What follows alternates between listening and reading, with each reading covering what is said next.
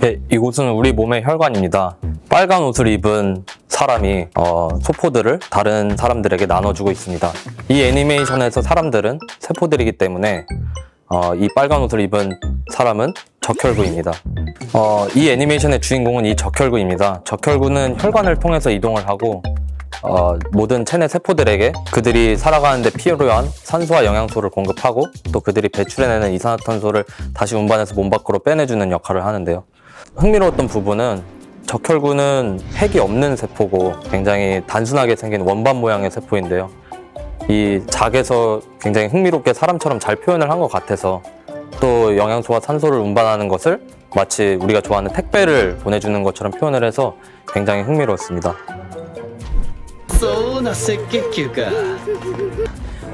이 적혈구가 운반을 하던 도중에 어떤 세균과 마주치게 됩니다.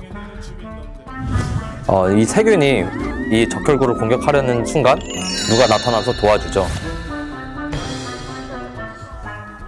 이 흰색 인상착의에서 알아볼 수 있듯이 이 세포는 백혈구입니다.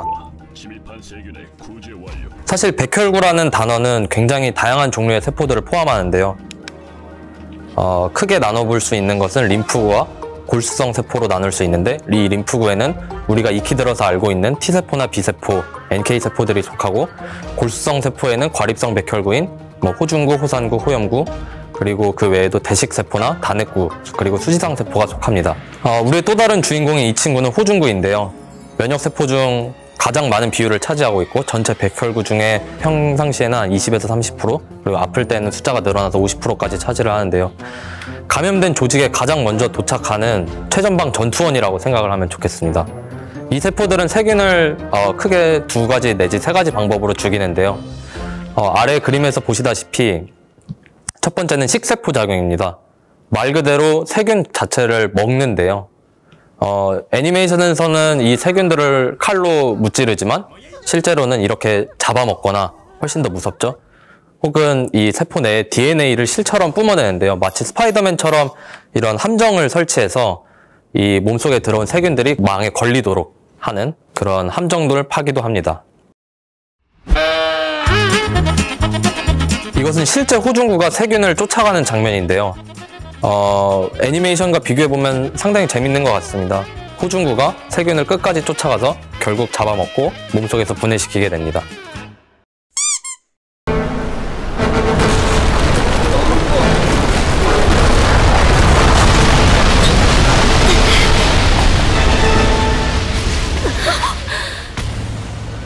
지금 이 도시에 커다란 구멍이 생기고 세포들이 그 구멍을 통해서 빨려나가고 있습니다. 이것은 우리 몸에 생채기가 난 것을 표현한 것인데요. 우리 몸에 상처가 났을 때 피가 나는 것을 그 구멍을 통해 세포들이 빨려나가는 것으로 재밌게 잘 표현을 했습니다.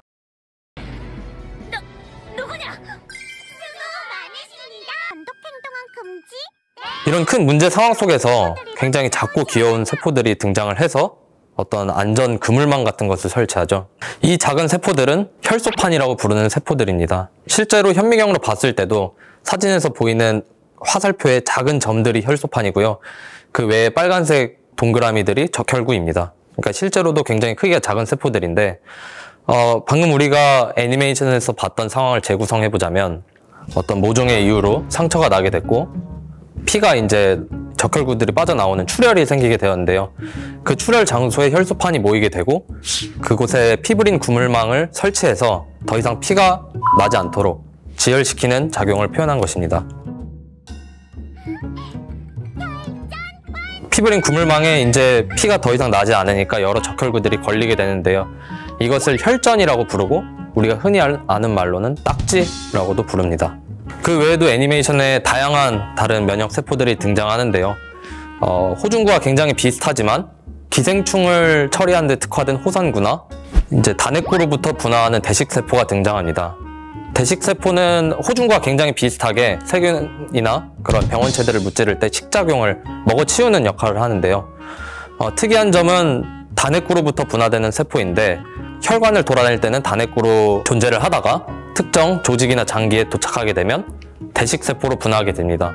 장기에 도착을 할 때 어느 장기에 도착했느냐에 따라서 대식세포가 장기 특이적인 특성을 띠게 되는데요.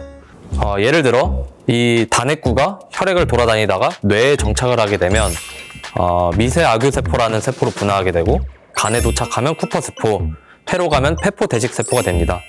이 세포들은 장기의 다른 세포들과 밀접하게 상호작용을 하면서 장기의 각 장기들의 정상적인 기능을 수행할 수 있도록 도와주는 역할을 합니다. 이 외에도 암살자처럼 생긴 NK세포가 등장하는데요. 이름이 굉장히 멋있습니다. 여기서 NK는 영어로 내추럴 킬러인데요. 한국말로 번역하면 자연살상이죠. 이 세포도 호중구나 대직세포와 비슷하게 다른 세포들을 처리하는데요. 이 세포는 우리 몸의 병든 세포를 처리하는 데 특화되어 있습니다.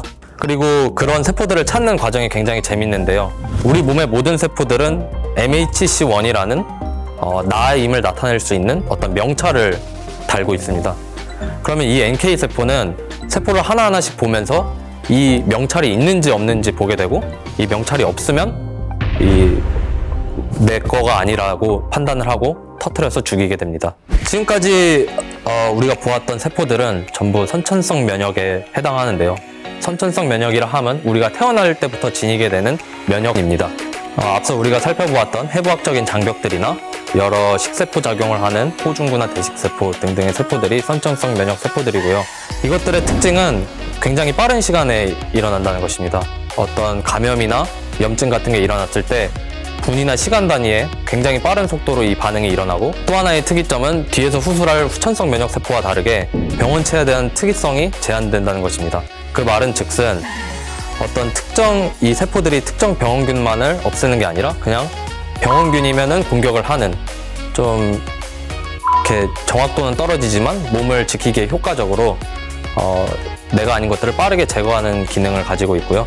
기억세포가 없기 때문에 또 다른 재감염 시에 반응이 똑같은, 초기 감염과 똑같다는 특징을 가지고 있습니다.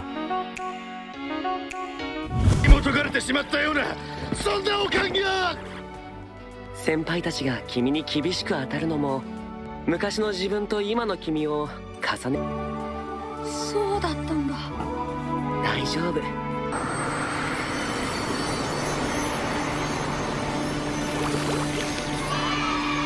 あはははは。